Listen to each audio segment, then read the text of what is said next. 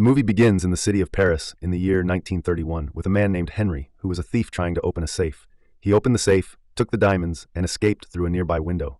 After escaping from that place, he went to meet his boss, Santini, whose bodyguards were beating a man named Ronald who had betrayed him. Santini looked at Henri and told him to be aware of what he did to those who betrayed him. Henri took the diamonds out of his pocket and gave them to Santini. In return, Santini gave him money, and Henri left that place. After that, Henri met a girl named Nanette. He loved her and gifted her a necklace and some of the diamonds which he had kept for himself from his boss. One of Santini's men saw the necklace in Nanette's hand and began to suspect that Henri was betraying Santini. The next day, Nanette told Henri that she wanted to live in the city and wanted to keep the house they were living in. Henri told her that he did not have enough money, but if she gave him 6 months, he would try to arrange the money to buy that house. In the meanwhile, someone knocked at the door. They thought it might be the landlord who had come to get the rent. When Henri opened the door, policemen came inside and accused him of killing a man named Ronald, saying they were there to arrest him. Ronald was the same man who was being tortured by Santini's people when Henri had arrived, and because Santini suspected Henri of betrayal, he had arranged for him to be arrested in that case. Nanette tried to assure the police that Henri was with her during the night, but they did not listen to her. They took him to the police station and locked him inside the jail. Nanette came there to meet Henri and told him that she would make an appeal to the court because they could not capture him in a false case. Henri told her that this was their plan, that they had arrested him in a murder case, and that there was no way out. He said she could not do anything about it. Therefore, the best thing to do right now was to forget him and everything that had happened. Nanette told him that she could not forget him, and then she left. Henri murmured that he would get out of the lockup by any means. The prisoner named Julot, who was sitting next to him in the jail, heard his words. He told Henri that he would not be able to escape from this jail. Even if he did escape, he would need money to run, but Henri had none. The next day, they were all taken to a ship through which they were transported to a jail within a jungle. On the ship, Julot told Henri about a man named Dega and said that Dega was a billionaire who was believed to have hidden a lot of money inside his body.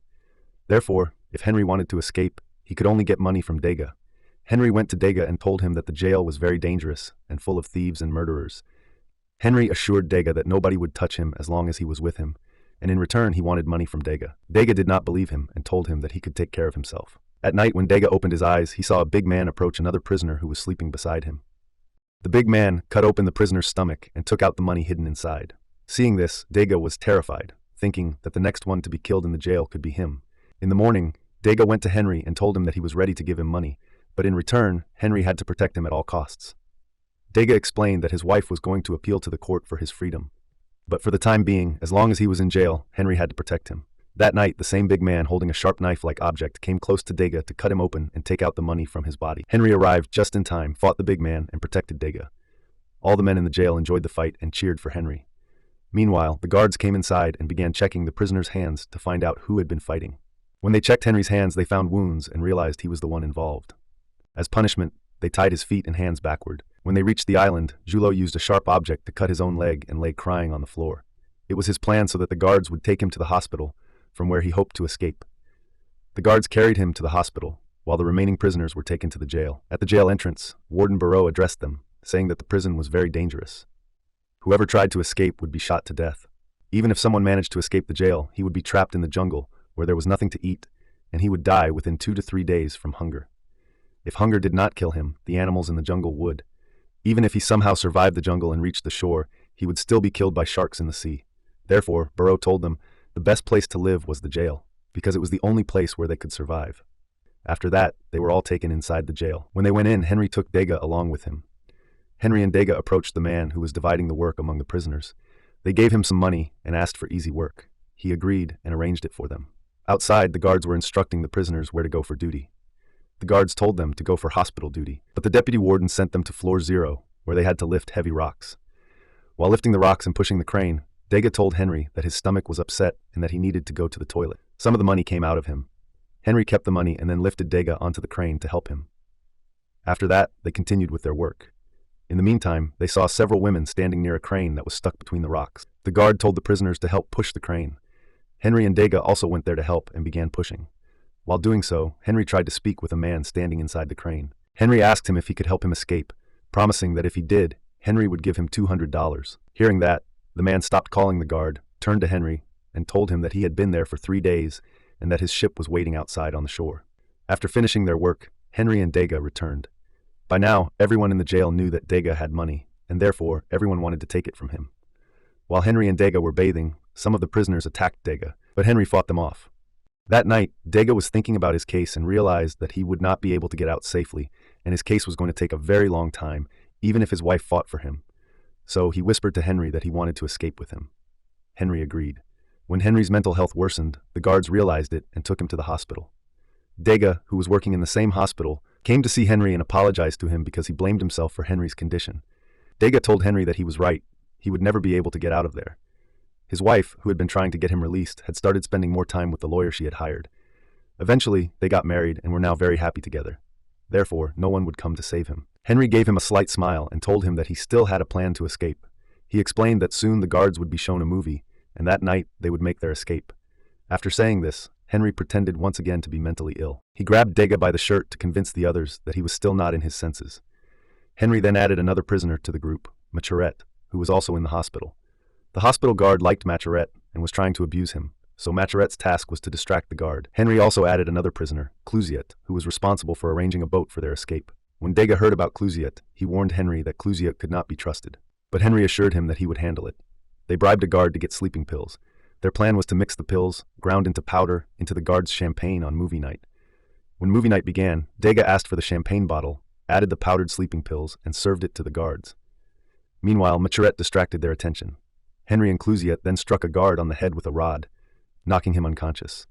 A guard downstairs heard the noise and came upstairs, but by then the sleeping pills began to take effect, and the guards collapsed. Henri and the others attacked the remaining guards, then rushed to the door. But Dega was still inside. Clousiot urged Henri to leave, but Henri refused, saying he could not leave without Dega. As they argued, Dega appeared with the keys to the front doors. The four of them moved forward. The lights went out, and in the darkness they climbed up one by one and jumped to the other side. When Dega landed, he injured his foot. The lights came back on, and Clousiot insisted they leave Dega behind. But Henri refused and carried Dega with the others' help as they continued through the jungle. Soon, they encountered a man pointing a gun at them. Clousiot told the group that this was the man who would give them the ship. They gave him money and received the boat. The four of them boarded and fled down the river. After traveling some distance, they realized there was a hole in the boat, and water began to fill it. They tried to bail out the water, but the boat was heavy and sinking. Clousiot told the others they had to throw Dega into the sea. Henri refused, saying he would never allow it. After a few days, Clousiot noticed a thunderstorm approaching. He pulled out a knife and tried to attack Dega. Henri grabbed him, and they struggled. Clousiot pushed Henri down and was about to strike him when suddenly Dega stabbed Clousiot in the back. They then threw Clousiot into the ocean and continued forward. It was a huge thunderstorm. None of them had hope of survival, but they decided to continue. During the storm, Henri fell asleep. When he opened his eyes, he found himself alive. He got up and saw Dega sitting beside him. Dega told Henri that they had saved them, and therefore they were free. Then a nun came. Both Henri and Dega talked to her, and they realized that she knew they had come from the prison. Henri told her that he wanted to leave, but Dega and Charriere told Henri that they were very tired of trying to escape and did not want to go anywhere now. When Henri was leaving, he saw a police van arriving and realized that the nun had alerted the police. He rushed back to Dega and Charriere so they could escape, but Dega's foot was injured and he could not run. Henri tried to carry him, supporting him by the arm. Meanwhile, the police officers arrived and shot Charriere. Henri and Dega were captured. Henri was sent to solitary confinement for 5 years because it was his second escape attempt. After spending 5 years in solitary, he became mentally ill, but he still managed to survive. When he was finally released, Barreau was shocked that Henri was still alive in such conditions. Therefore, Barreau decided to send Henri to an even more dangerous place, Devil's Island. As Henri arrived at Devil's Island, he met Dega again, who had already lost all hope of living. Both of them began to live there. One day, Henri told Dega that they would not die in such a place. He said he would find a way to escape because the security there was very weak. They both knew that the island was surrounded by ocean, and whoever tried to cross it usually drowned. Henri then told Dega about his plan. There were many coconuts on the island, and if they collected enough, they could tie them into large bundles and use them to float across the ocean. Dega liked the plan, and together they began collecting coconuts in huge packs. The day finally came to escape. But at the last moment, Dega told Henri that he could not leave. He explained that he had nothing left in the outside world. He felt he was made for this place, and he wanted to take his last breath there. So Henri hugged him and then jumped into the ocean with a bag of coconuts. At first, when Henri did not resurface, Dega thought he had drowned. But after some time, Henri floated back up, supported by the coconuts. He called out to Dega, who was overjoyed to see him alive. Henri floated on the coconuts, carried by the strong ocean waves as time passed. The story then moved forward to the year 1969. Henri was now an old man, flying on a plane to Paris. He had written a book about his life and wanted the whole world to read it. That was why he was going to meet a publisher in Paris. Henri told the publisher that his wife had always said the world should know his story.